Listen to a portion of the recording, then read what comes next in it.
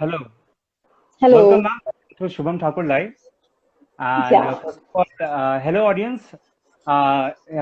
This is Shubham Thakur and welcome to the fifth episode of Shubham Thakur's Live. And today we have our guest who is the founder and the founder director of the New Fusion Creative Foundation.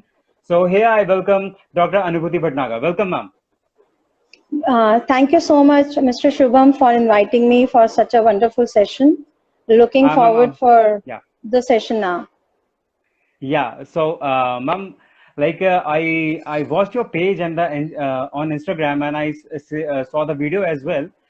You Okay. really did a great work out there, like from a very past years. So I would like to know that how you started and how it's been till date. Okay. So Yeah. sure. So I'll take you back to the 7 years before when I started Oh, it. yeah, So it's been now more than 7 years now. yeah, Uh, I'll tell you, there was three incident which happened. So one incident happened around 13 years back. So what oh, happened at that time, we were coming back from my daughter's PTM. yeah, So we were in Jaipur at that time. So on the red light, there were some kids, those who were asking for the money. And they came to near to our car and they started knocking our car's window. So मेरी बिटिया थी, वो छोटी सी थी, at that time she was yeah, 3. So वो बोलती है मम्मा ये स्कूल क्यों नहीं जाते, तो ये इनका पीटीएम क्यों नहीं है आज. तो मैंने कहा बेटा ये स्कूल नहीं जा पाते, क्यों नहीं जाते. तो मैंने उनको बताया कि बेटा मम्मा पापा उनके नहीं भेज सकते हैं इसलिए नहीं जा पाते. तो शी yeah, सेड कि ठीक है मम्मा, मैं एक इनको स्कूल खोलूंगी जहाँ पर बच्चे फ्री में पढ़ेंगे और उनको पैसे देने की जरूरत नहीं पड़ेगी, एंड मैं सबको पढ़ाऊंगी, फिर पढ़ेंगे ना. मैंने कहा हाँ बिल्कुल पढ़ेंगे. So that one thing came in my mind. Then उसके बाद मैं किरण बेदी जी को बहुत फॉलो करती रही हूँ और उनके ऊपर मैंने रिसर्च भी किया है, तो मुझे उनसे भी थोड़ा इंस्पिरेशन हमेशा मिली है. उसके बाद 2000 तब समय गुजरता गया, 2012 आ गया. मेरी बिटिया और थोड़ी बड़ी हो गई, she was around 8 that time. मैं बहुत ज्यादा बीमार पड़ गई थी oh, और मैं I was bed ridden for 3-4 months and आज तक वो पता नहीं चला है कि उसका क्या रीजन था.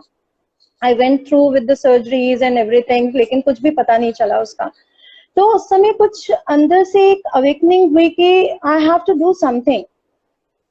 yes, और ऐसे ही हम बैठ नहीं पाएंगे, ऐसे ही मुझे बैठे रहना नहीं है और मैं कुछ करना चाहती हूँ. तो मैंने अपने हस्बैंड से बात किया कि मुझे कुछ करना है, मुझे कुछ और कुछ करना है, जो मैं कर रही हूँ उससे मैं सेटिस्फाइड नहीं हूँ. उसी दौरान एक और इंसिडेंट हमारे घर में ये हुआ कि मेरी जो कुक थी वो बहुत तारीफ yeah, करती थी अपने बेटे की आकर कि मेरा बेटा बहुत अच्छा पढ़ाई कर रहा है और देखिएगा दीदी वो ना बहुत अच्छा कुछ करेगा और उसको डॉक्टर बनने का मन है, वो डॉक्टर बनेगा.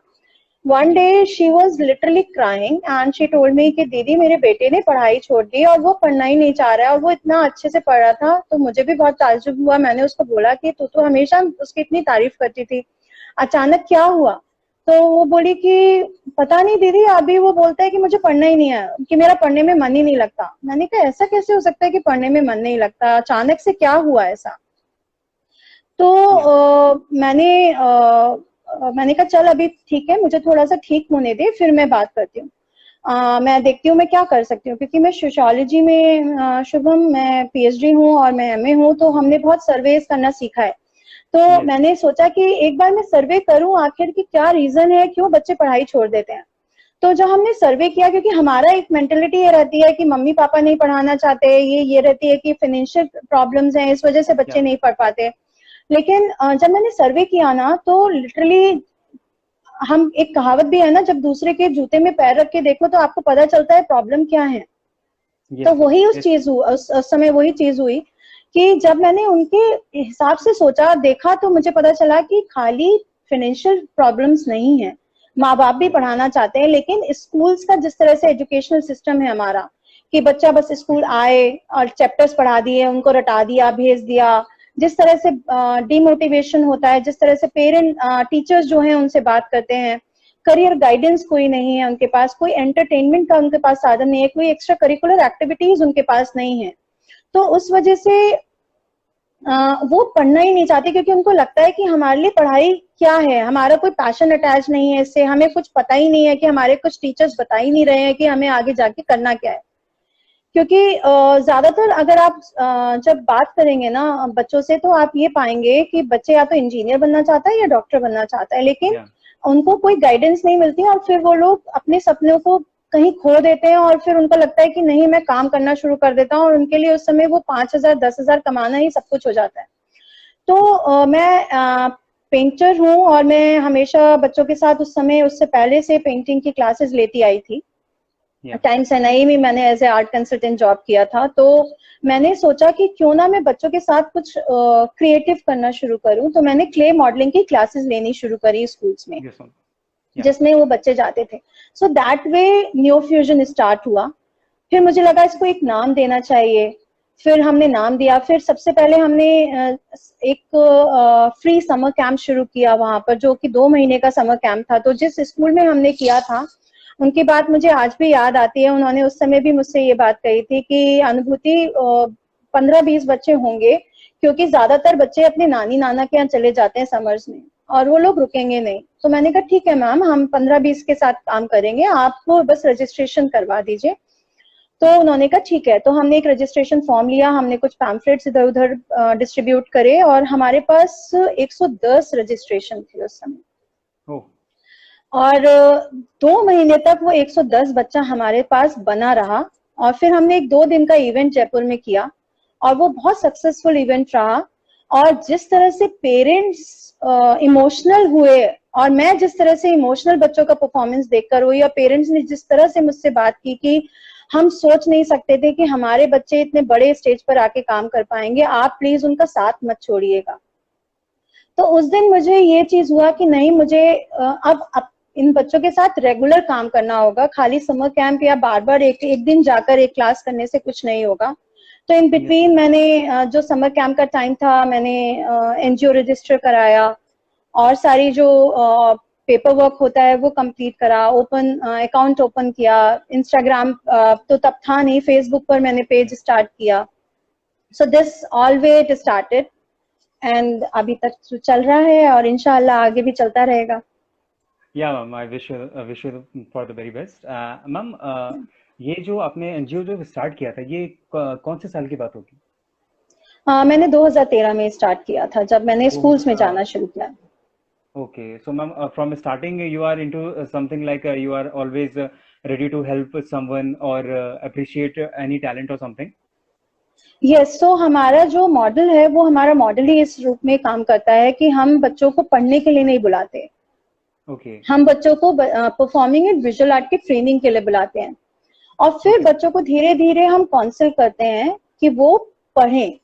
उनके अंदर ये बात डालते हैं कि पढ़ना कितना इम्पोर्टेंट है, डांस और थिएटर और सब चीजें तो सीखने ही बहुत ज्यादा इम्पोर्टेंट है, बट पढ़ाई भी उतनी ही इम्पोर्टेंट है, क्योंकि आप कहीं पर भी अपने आप को प्रेजेंट करेंगे, वहां पर आपको बोलना आना चाहिए, वहां पर आपको बात करनी आनी चाहिए। अगर आपको बात करनी नहीं आएगी तो आप में चाहे कितना भी टैलेंट है, आप लोगों के सामने अपने आप को प्रेजेंट नहीं कर पाएंगे। तो बहुत सारे बच्चे अब मेरे पास हैं, और वो मेरे से अब कहते भी हैं कि माँ हम तो, दे कॉल मी माँ, तो माँ हम तो यहाँ पर डांस सीखने आए थे, पता नहीं आपने कब पढ़ाना शुरू कर दिया। एंड उनमें से कुछ बच्चों ने अभी 12th कंप्लीट कर लिया है, और वो अब जो है वो कॉलेज में एडमिशन लेने वाले हैं। Yeah, that's so good, ma'am. And first of all, ये सुन के बहुत ही ज़्यादा अच्छा लगा कि वो लोग आपको माँ कह के बुलाते हैं. That's a very big honor for yourself. So, ma'am, nowadays, like, what is the importance of child empowerment? Like everybody talks about, there is a lot of stuff around going here, here, like all the stuff of negativity, especially on social media. So, what is the importance of child empowerment nowadays? Okay, so अभी क्या होता है, जब हम किसी भी empowerment की बात करते हैं, तो एम्पावर में जो पावर वर्ड छुपा है, हम उस पर ज्यादा ध्यान लगा देते हैं। हमारा फोकस खाली पावर में चला जाता है, एम हमारा कहीं ना कहीं गायब हो जाता है उसमें से। तो एम को मैं देखूंगी, आई एम पावरफुल। पावरफुल इस तरह से नहीं कि आप जो है, आपके हाथ में तलवार है और आप मारने के लिए चल दिए, क्षत्रिय नहीं बनना है उस समय। उस समय एम्पावर का मतलब होता है उसको इस तरह से जीवन को बढ़ाना, चलाना, सिखाना कि वो अपने जीवन को और बेहतर बेहतर बेहतर बनाता चला जाए। एम्पावर उसे इस तरह से करो कि उसे वो ज्ञान हो कि जो एजुकेशन उसे मिल रही है, वो नॉलेज उसके पास हो कि जो भी उसके पास जो टैलेंट है, उस टैलेंट को वो किस तरह से यूज कर सकता है अपने जीवन को बनाने के लिए।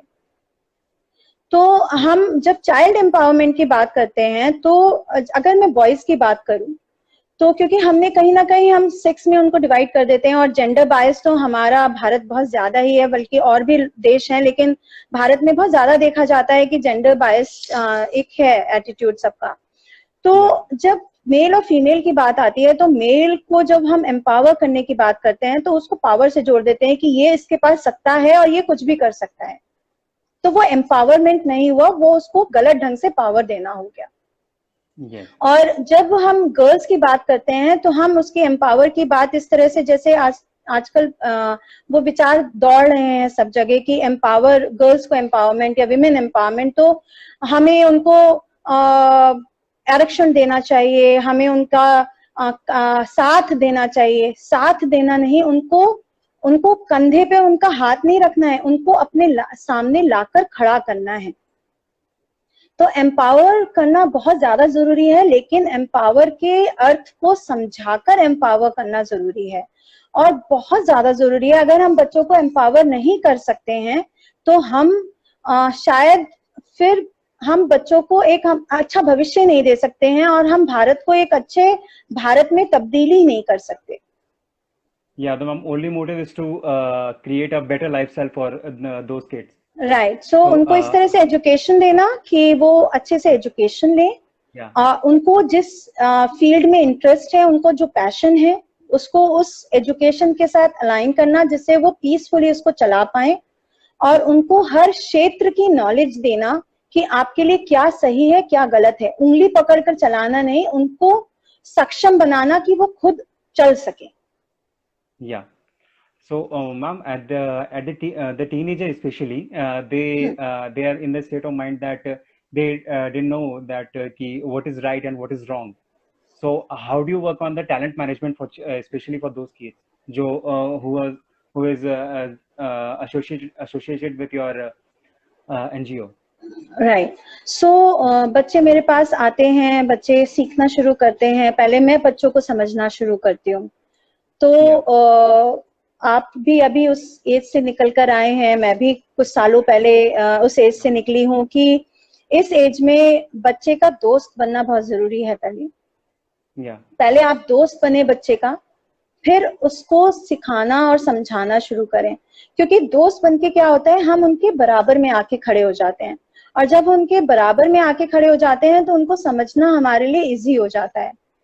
तो हमारा जो सिस्टम है वो इस तरह से काम करता है कि पहले हम बच्चों के दोस्त बनते हैं, उनके रीजंस को समझते हैं, उनके कारणों को समझते हैं, उनको समझते हैं कि वो क्यों ऐसा करना चाहते हैं, और फिर उसमें धीरे धीरे उनके साथ काउंसलिंग करते हैं, उनको कोच करते हैं कि उनकी जो बेटर है, उनमें से जो उनकी खूबी है, उसको निखार के लाया जा सके।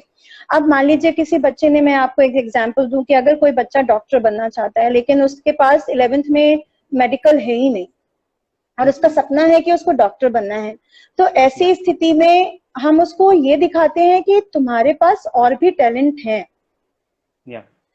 जिनको आप फॉलो करके आगे चल सकते हैं। तो आप एक, मैं छोटा सा उदाहरण लूंगी वहां पर, मैं ले सकती हूँ आपका? मैं पहले परमिशन लेती हूँ।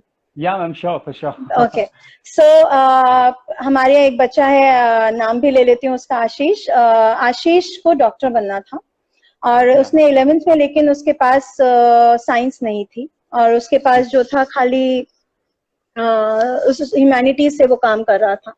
तो उसने मेरे को बोला कि माँ मुझे डॉक्टर बनना है। मैंने पूछा कि क्या रीजन है, तो कुछ ना कुछ फैमिली में ऐसा इशू हुआ था जिसकी वजह से उसको डॉक्टर बनना था, because he wants to help the, मतलब जो उन लोगों को जो कि सक्षम नहीं है मेडिकल साइंस के साथ काम करने में, क्योंकि उनके पास उस तरह के पैसे नहीं है। तो मैंने उसको बोला कि तो मैंने उसको बोला कि अच्छा तुम्हें डॉक्टर क्यों बनना है? तो वो बोलता है कि मुझे डॉक्टर इसलिए बनना है क्योंकि मेरे घर में ऐसे ऐसे इंसिडेंट हुआ था और मुझे जो है लोगों की हेल्प करनी है। तो मैंने कहा बेटा अभी हमारे पास साइंस नहीं है तो हम डॉक्टर बनने की बात तो नहीं सोच सकते, क्योंकि फिर मैं क्या करूं, मुझे तो डॉक्टर ही बनना था। तो मैंने कहा बेटा इसमें दो चीजें हैं, या तो आप डॉक्टर बन के सेवा कर लो, या Yes, ma'am. फिर आप जो है ऐसे कुछ बन जाओ कि आप एक हॉस्पिटल खोल सको और वहां पर डॉक्टर्स को हायर करके और लोगों का इलाज करा सको। Yes, ma'am. तो द थिंग इज दैट कि हमें उनको मोल्ड कैसे करना है, हम कैसे बच्चों को उस दिशा में उनको बुरा भी नहीं लगे और कैसे उनकी चीजों को समझ में आ जाए कि हमें किधर जाना है। Yes, तो ma'am. कभी सख्ती से कभी प्यार से उनको समझाना पड़ता है और वो समझते Yeah. हैं बहुत प्यार से और आगे चलते हैं। Yes, ma'am. So that's a very good thought of yours. And आप जिस तरह से सपोर्ट कर रही हैं सारे किड्स को अपने एक बेटर लाइफस्टाइल लीड करने के लिए, वो अप्रिशिएबल है। And ma'am specially like as we are in the pandemic COVID-19, so जी it's so ma'am, what kind of practices you are applying to educate the children right now, ma'am? Okay Like so yeah, जब pandemic के situation आई तभी हमारा result आया था और हमें तो लगा था 15-20 दिन बाद हम स्कूलों में वापस आ जाएंगे, बिकॉज उससे ज्यादा मैं बच्चों से दूर रह नहीं पाती और बच्चे भी मेरे से नहीं yeah, रह पाते। तो फिर लेकिन ये स्थिति चलती गई तो ऐसा लगा कि हम बीच में एक बहुत बड़ा गैप आता जा रहा है। तो जैसे yeah, आज आपके साथ में एक इंटरव्यू दे रही हूँ, ऐसे ही एक और लाइव इंटरव्यू पर थी मैं। तो तभी yes, वो कुछ इवॉल्व हुआ कि मैं अगर लाइव इंटरव्यू दे सकती हूँ तो मैं लाइव बच्चों को पढ़ा क्यों नहीं सकती। yes, ma'am. तो फिर हमने बात किया बच्चों से, तो कहीं ना कहीं किसी के भाई के पास मोबाइल था, किसी के मम्मी के पास मोबाइल था, किसी के पास किस तरह से मोबाइल था। तो बच्चों ने फिर हमने उनका जूम ऐप उनको डाउनलोड कराया, ऑनलाइन प्लेटफॉर्म से हमें उनको परिचित कराया, फिर हमने क्लासेस लेना शुरू किया। जो बच्चे आसपास रहते थे, मान लीजिए 2 ही बच्चे आसपास बिल्कुल पास पास के घरों में रहते हैं, उनको हमने कहा कि आप साथ में आके पढ़ लो। फिर डेटा का इशू आता है तो फिर डेटा चार्ज कराने का करते हैं। तो इस तरह से हमने शुरू किया। उसके बाद फिर हम हर साल, जब से मैंने एनजीओ शुरू किया जयपुर में, हम हर साल तभी से बच्चों के साथ जो है हम समर कैंप करते आ रहे हैं। तो Okay, मुझे अचानक से ये लगा कि मैं आज तक मैंने वो गैप नहीं किया है कि मैं बच्चों के साथ काम नहीं करूं इस समय पर, अभी मैं कैसे okay, गैप कर सकती हूँ। तो एकदम से ये थॉट प्रोसेस आया, तो मुझे लगा कि क्यों ना हम ऑनलाइन ही बच्चों के साथ काम कर लें। फिर जब ऑनलाइन की बात आई तो मुझे लगा कि मेरे गुड़गांव के बच्चे भी साथ में जुड़ सकते हैं, why only with Jaipur kids. फिर मुझे लगा okay, गुड़गांव के बच्चे ही क्यों, मैं तो बार पूरे भारत के बच्चों को जोड़ सकती हूँ। जो बच्चा मेरा शायद आसाम जाके शिफ्ट हो गया है, कोई मेरा शायद जो सिचुएशंस में अपने घरों को लौट गए हैं, या कोई okay, मध्य प्रदेश चला गया, बिहार चला गया, वो बच्चा भी ज्वाइन कर सकता है फिर तो इस तरह से हमने ऑनलाइन प्लेटफॉर्म पर बच्चों को इकट्ठा करना शुरू करा और पैशन हब के नाम से हमने अपना एक प्रोजेक्ट लॉन्च किया, जिसमें हमने क्या किया कि हम मेंटर्स को गांव ले जा रहे हैं बच्चों के पास ऑनलाइन okay. क्लासेस के थ्रू। तो Yes, वो ma'am. हमने मई में स्टार्ट किया, मई जून में हमारा बहुत सक्सेसफुल रहा और बच्चे उसमें से आगे बढ़े। इनफैक्ट हमने ताइक्वांडो के बेल्ट एग्जाम्स बच्चों के लिए, they passed their belt exams, we are in the process of sending them the belts now.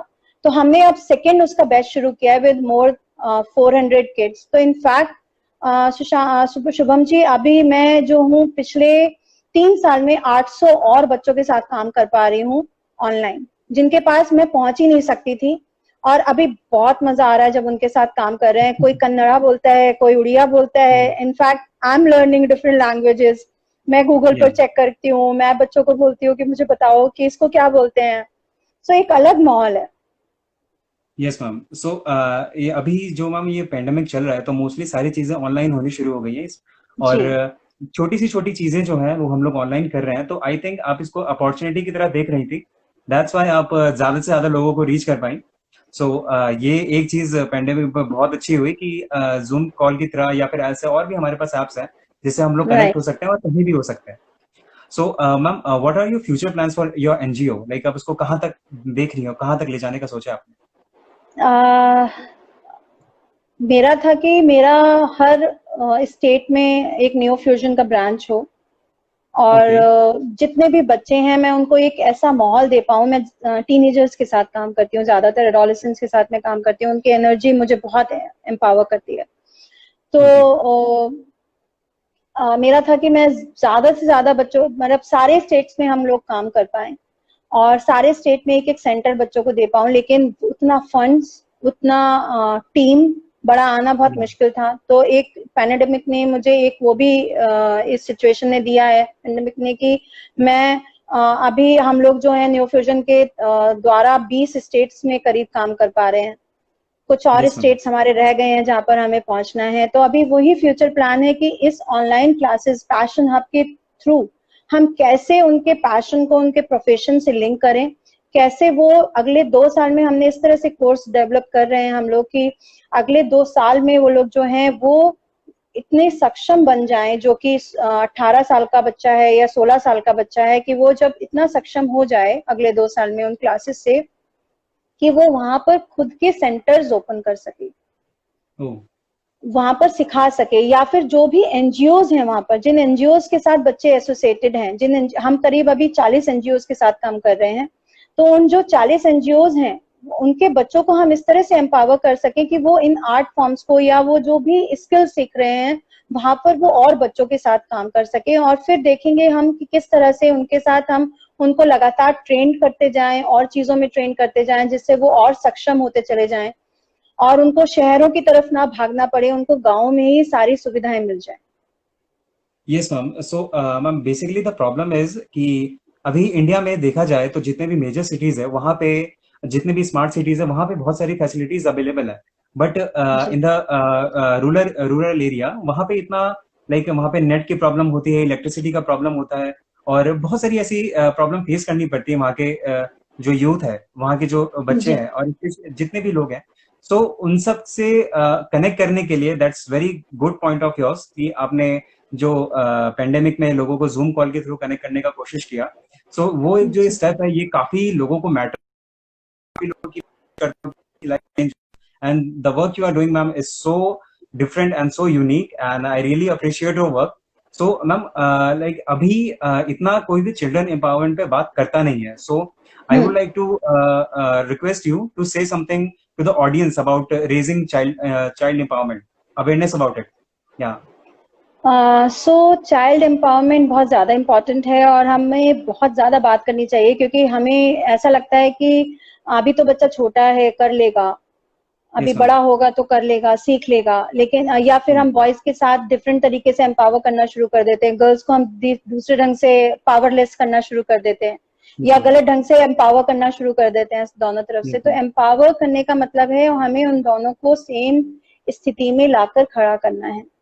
हमें गर्ल्स को जितना एम्पावर करना है उतना ही बॉयज को भी एम्पावर करना है। और मैं आपके चैनल के माध्यम से ये बात भी सबको बोलना चाहती हूँ कि मेरे पास बहुत सारे लोग ऐसे आते हैं कि हमें गर्ल्स को स्पॉन्सर करना है, हमें गर्ल चाइल्ड को पढ़ाना है, बॉय चाइल्ड को भी उतनी ही जरूरत है जितना गर्ल चाइल्ड को है। हम कहीं ना कहीं गर्ल्स को एम्पावर करने की जगह के साथ साथ बॉयज को नेग्लेक्ट कर देते हैं, कहीं बॉयज को इतना पावर दे देते हैं कि हम लोग गर्ल्स को नेग्लेक्ट कर देते हैं। तो हमारी परवरिश में, माँ की परवरिश में जब से बच्चा पैदा होता है तब से, फिर टीचर के पास वो जितना ज्यादा रहता है, फिर सोसाइटी को धीरे धीरे उस तरह से बदलना पड़ेगा कि हम दोनों को साथ में लेकर चलें, दोनों को, दोनों जेंडर्स, दोनों सेक्स को साथ में लेकर चलें और दोनों को साथ में, मतलब जेंडर तो शब्द बोलना ही नहीं चाहिए, जेंडर जहाँ आता है वहां पर फीमेल और मेल की बात आ जाती है। तो मतलब एक कि लड़की को ये करना चाहिए, लड़के को ये नहीं करना चाहिए, लड़के को ये करना चाहिए, मतलब इट्स नॉट अबाउट कि लड़की के ऊपर ही सारे बंधन है। मैं तो लड़कों के पक्ष में भी बात करती हूँ, क्योंकि मेरे साथ बहुत सारे बच्चे, बेटे मेरे काम कर रहे हैं और मेरे साथ पढ़ रहे हैं। तो मान लीजिए मैं एग्जाम्पल देती हूँ कि बच्चा परफॉर्मेंस के लिए जा रहा है, क्या लड़कियों की तरह नाच रहा है, क्या लड़कियों की तरह रो रहा है? तो it's not about only girls, it's about boys also, उनको भी कष्ट होता है। वहीं छोटा भाई होगा, तू चल बहन के साथ चला जा, अरे उसको एक थप्पड़ भी कोई लगा देगा ना, वो बहन बचा लेगी, वो नहीं बचा पाएगा। लेकिन एक मेंटेलिटी इस तरह से है कि गर्ल्स को हम इस तरह से नीचा करके दिखाने लगते हैं, उनको इतना हीन भावना उनके मन में ला देते हैं, और बॉयज को इतना ज्यादा ऊपर बढ़ा देते हैं कि वो एम्पावरमेंट कहाँ होगा, बैलेंस नहीं कर पा रहे हैं। तो वो बैलेंस लाना बहुत जरूरी है हमारा साथ यस में। मैम। सो मैम, ये कहीं ना कहीं ये जितना भी इंडिया का सराउंडिंग और इंडियन सोसाइटी की जो मेंटालिटी है ये अफेक्ट करती है अपने यूथ के ऊपर। सो कभी भी ये होता है कि हम लोग गर्ल्स को पावर दे ना दे, सो हम लोग को जो हमारे जो थॉट्स हैं और जो हमारी सराउंडिंग्स है, क्योंकि हमारे थॉट्स से ही एनवायरमेंट क्रिएट होता है। सो एक राइट। घर में अगर जिस जिस हिसाब से थॉट होगा उसी हिसाब से जो चिल्ड्रन होंगे वो उसकी रेजिंग होगी। तो ये कहीं राइट। ना कहीं बहुत मैटर करता है। तो हमें ये चीज, ये जो मेंटालिटी है स्पेशली, इसको चेंज करने की ज्यादा जरूरत है। सो बिल्कुल। अभी जो ये मैम जो मेंटालिटी हो रही है अभी काफी हद तक इम्प्रूव हो रहे हैं, काफी लोग इस पे काम कर रहे हैं, एंड आई होप सो कि एक दिन हमारा इंडिया इन सब चीजों के बारे में नहीं सोचेगा। अभी भी मैम ये है कि कहीं ना कहीं लाइक ये चीज है, अभी खत्म नहीं हुई है कम्प्लीटली। लाइक हमारे कल्चर में देखा जाए तो ये ऑलरेडी है, ऑलरेडी काफी बहुत पुराने टाइम से आती चली जा रही है। बट जी। This is the time we have to change it now. So I think we will make sure that हम लोग कुछ ऐसा कुछ चेंज लेकर आएंगे सोसाइटी में, ताकि जी। आगे जो हमारा आने वाला यूथ है वो काफी ग्रो हो और इंडिया हमारा साथ साथ ग्रो हो। So बिल्कुल। yeah, thank you so much, ma'am, for this live session, and I'm so honored that I get to have you on this show. So thank thank you you so so much, ma'am. Much. Thank you so much Shubham ji for giving me this chance, मैं बात कर पाई। और इसी के साथ साथ मैं एक चीज और बोलती हूँ, मैं हर Yes, जगह ma'am. बोलना चाहती हूँ, क्योंकि मैं बीइंग फीमेल मैं एक बात को इसको आगे ले जाना चाहती हूँ। हम चाइल्ड एम्पावरमेंट की बात कर रहे हैं, लेकिन वो कहीं ना कहीं साथ में कहीं ना कहीं इंक्लूड होती है।